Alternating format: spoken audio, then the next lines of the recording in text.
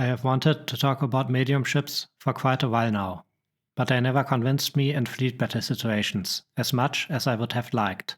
So I delayed this theme until now. I approached the theme by comparing medium ships with small ships to highlight the current combat performance and utility advantage over them. To show the combat performance of medium ships, I let kites fight the Xenon fleet a few times to see the average outcome.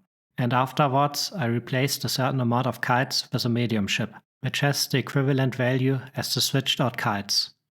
As medium ships, I used the Nemesis, Peregrine, and Osprey Vanguard.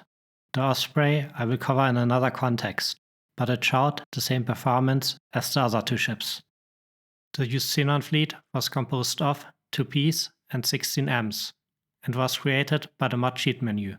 I spawned the ships 30 kilometers away from my fleet that was set to protect position, and the subordinates were told to mimic the commander's behavior.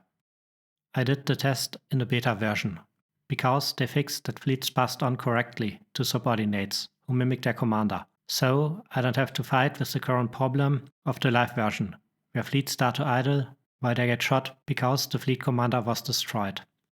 When I had a look at my fleet sizes after I replaced kites with the medium ships, I already got a bad feeling because of the way smaller fleets.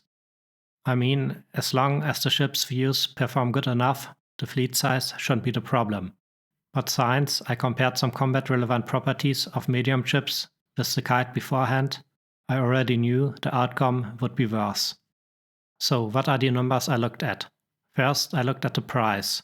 The price of each MQ-1 equipped ship with pulse laser, Teladi shields, and split combat engines was compared with each other by calculating how many kites I could buy for them.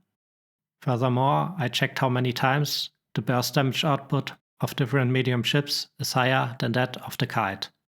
I also compared the hull points and shield points. Now we can easily see that for medium ships the price increases stronger than the performance. The only exception are the shields, in some cases. Especially the low burst damage output is alarming, in my opinion, since when our ships are able to destroy the enemy quickly, they need less survivability. The over-proportional price increase in relation to the performance increase we already saw when I compared MQ2 and MQ3 gear for small ships. And the results there was that splitting the resources over many different lower geared ships was more worth it than buying some MQ2 geared ships. Because small and medium ships are in the end only ships with different sizes, we can't expect wonders from them and hope they will suddenly overperform.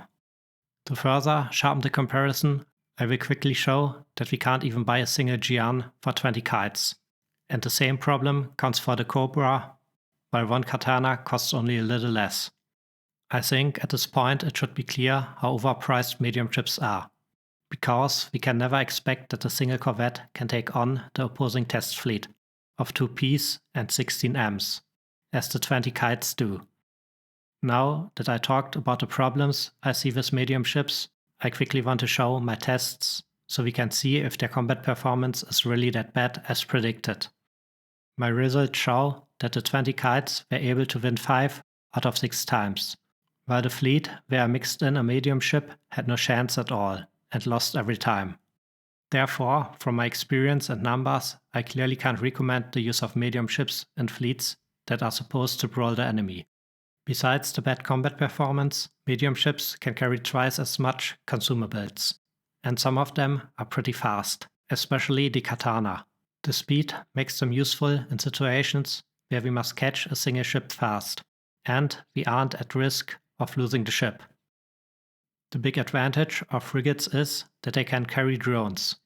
Imagine you have a stranded ship where you must repair the engines, and the guy has no drones himself. Flying an auxiliary ship over there would take a lot of time.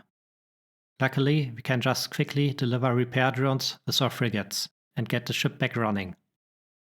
Another fun part about frigates is that we can use them as a drone carrier. Drones are quite cheap and do a solid job for the money.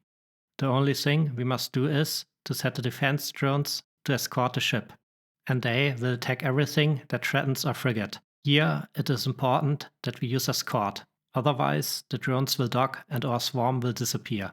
The problem with the drone carrier strategy is that in combat, enemies don't care what to shoot first, and are likely to shoot at the drone carrier first, which makes all the drones disappear when he is destroyed.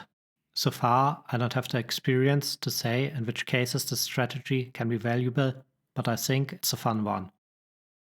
I hope you're not too disappointed that medium ships have a bad combat performance compared to small ships, and that I can't recommend them for larger space battles currently. With that, I'm at the end, and I see you next time.